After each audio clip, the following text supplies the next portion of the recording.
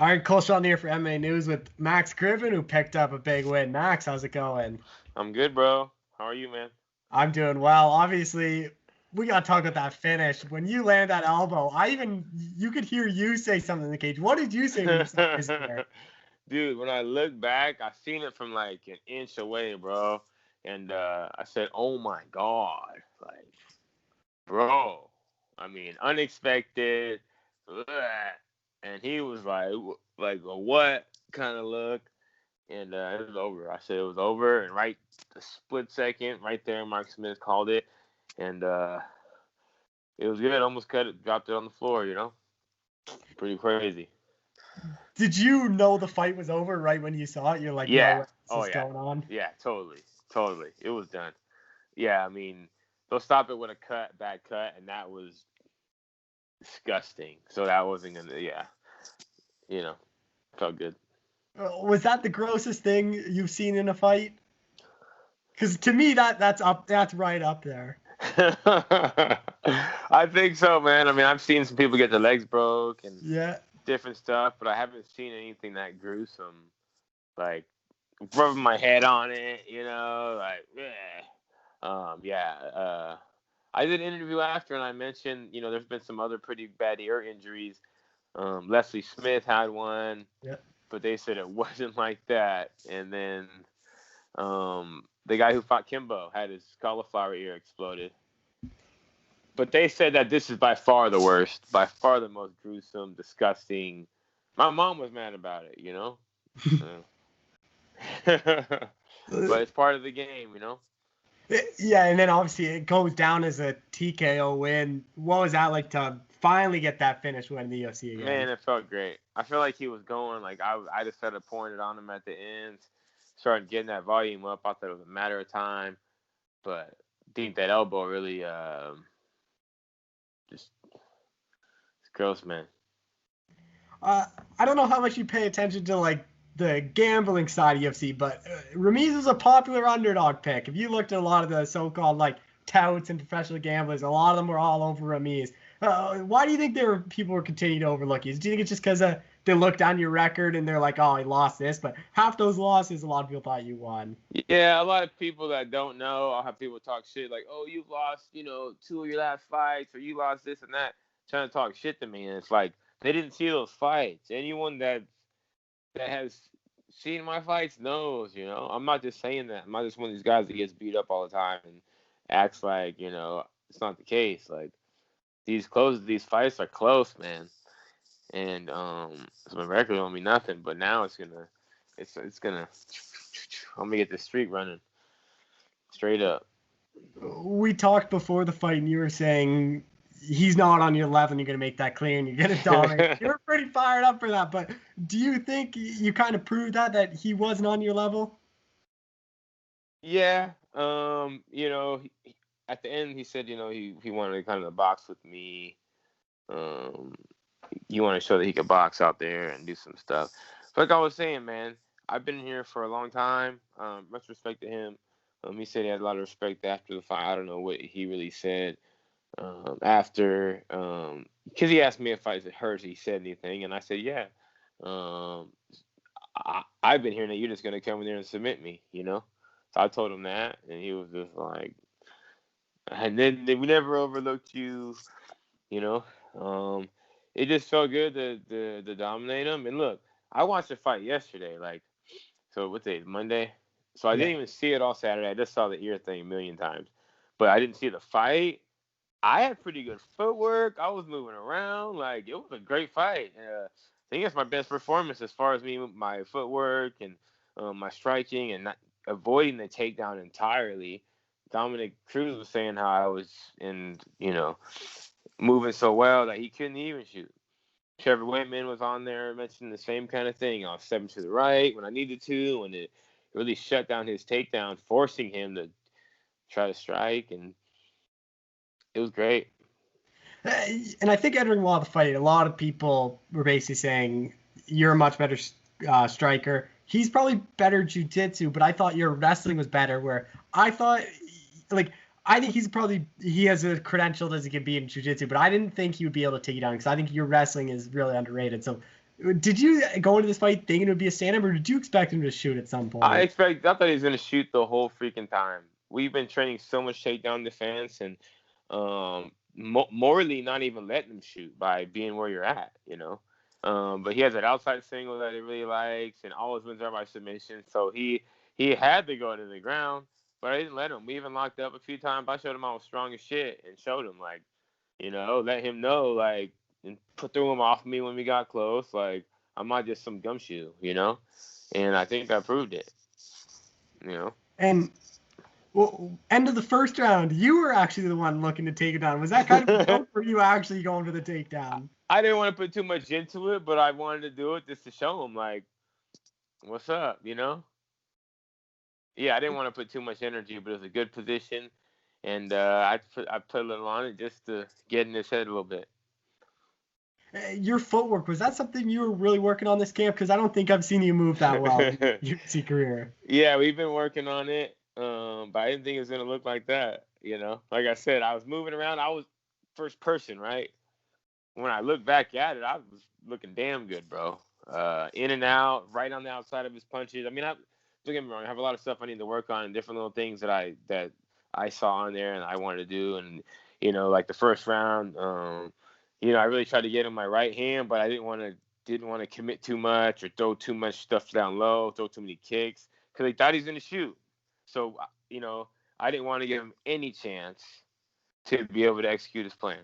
And, yeah, man, it feels good to get the win, and I really started pouring on him at the end. The second round, I started finding my groove and being comfortable, and like I said, having a good time.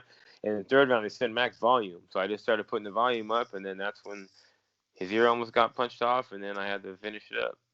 And I just felt, I mean, in between rounds, bros, they felt like 2-minute rounds. Like I'm standing there just sipping the water. It wasn't even like I wasn't tired or like anything, you know. Do you think you would have finished him if that ear never happened? Because I thought you were on your way. Because I thought you were rocking him pretty good. Yeah, he was, you know, I was on him, I had that pressure, 30 boxing him. He couldn't breathe, man. I was on his shit, bro. That was almost over. And how relieving is that one just to snap the losing streak and put those doubters to bed for a bit?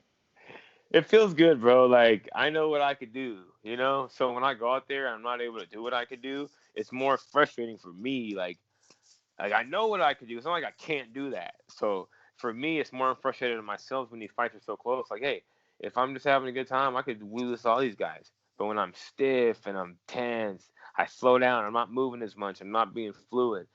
But I felt extremely fluid, and I can't wait to show much more. Like literally, like I had fun. Like I did interviews before. I was saying I got my new mental coach, and I've been being authentic and just being me, and like really like enjoying it for real. And I did that. So now that's for me. Like holy shit! Look what I can do when I'm being like this. Now I'm gonna even be more like this, and I'm gonna go on a nasty streak, bro.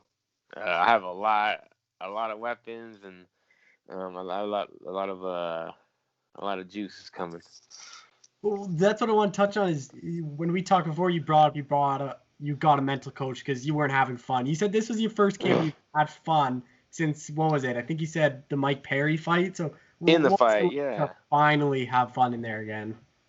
You know, you had to kind of, you know, I've had different mental coaches before, but for me to find this out and to be authentic, like I know how I need to be, but to actually be there and force me to be there and prove myself to be there and train like that, it feels so good. Like even during the photo shoot, I'm taking a photo shoot, I was smiling and stuff. My coach is like dancing in the back trying to make me laugh instead of being so serious. Like we take all these UFC photos so mean mugging. You know me wrong. I did take pictures that were not smiling, but it was a different vibe, man. You know, I'm taking pictures for the best fight organization on the planet. You're just sitting here on a Wednesday afternoon, you know, like at the Apex. It was like this legit, you know. I had my private driver drive us there, and it just being in the moment is like, this is my job. Like, why am I mean mugging? I'm not mean mugging. I love this shit. What up, Mark? You know, that's what it's really like. So, That's what I'm gonna do, and you're gonna see a lot more good fights and a lot more of this, but meaner and better.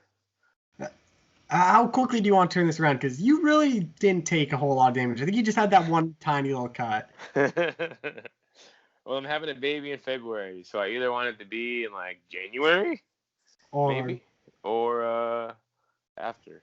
So yeah, Is that your first one? No, I have one that's 9. Julian, was my ex-wife, and then my lady now. It's our first. It's a boy. I'm really excited, and it's great. Would you let him get into MMA? If he wants, he's trying to break out now. He's been like hurting her, like trying to hit, like kick in and hit. He just started doing that stuff, and it's no joke. So I'm like, hey, I seen the fight. If anyone's seen the fight, if he's got my blood in him, like he might be hitting kind of hard. And I know you mentioned after the fight it was Carlos Condit you wanted. Is that kind of the name you're now circling as who you want next? It's whoever, man. I just didn't want to say nobody. I didn't want to say, well, I don't know, anyone. No, Carlos Condit, I've always wanted to fight him because he's a legend to me. I followed him for years. Like, when he was in the WEC, whooping all those guys. Like, man, I'd love to fight him one day. I really look up to him. He's a stand-up guy, good family man, takes care of all his shit. He's a real fighter, He's tight. So, him, Vicente Luque, he's badass, Yeah. He's sick. So I And want to fight the guys that are dope. You know what I mean? I want to fight these guys. I just want to fight the best guys, and it's a compliment. You know what I mean? So I end up probably fighting everybody, but it's whatever. You and Vicente would just be a sweet back and forth stand up fight. Like both you guys can take a punch, but I'd like to give one to take one. Yeah, that would be sick, dude. I'm telling you. So, what? This was your first fight of this no fans there. What did you take away from all that fight? Like, what was it like fighting for no one? I liked it. I really liked the fight week. Like, I fought. It's my 10th one. I fought in Vegas a bunch of times. I fought all over the world, but it's cool to go travel these places but you're walking around. There's other people, hundreds of people, sometimes thousands. You're in Vegas. There's thousands of people walking by you and trying to talk to you, and it's cool, but. Then again, when we were like on quarantine for a lot of this whole time, so we're in the room. I brought my PlayStation. We're watching movies. We can't leave. We had food delivered. Like, it was way more just with your team. Like, you're gonna go fight. It wasn't fun. We weren't out shooting guns and taking your energy away from the fight. You just got the focus, and then in the fight, it's quiet. There's no one there. It's more like a martial arts. It's like sparring. It's like a martial arts. Old school, my guys versus your guys, or you versus me with our coaches, and you walk out, and it's like some real martial arts shit, and I like it. And just last thing, if you get the call for your next fight, they say, "Hey Max, you gotta go to Abu Dhabi." Are you taking that out of it? And depends who it is. It depends who it is. But I just heard at least the fight's like a charged fight. Yeah. So you get to lay down. People were telling me that's the nicest fight they've ever took. It's a private plane.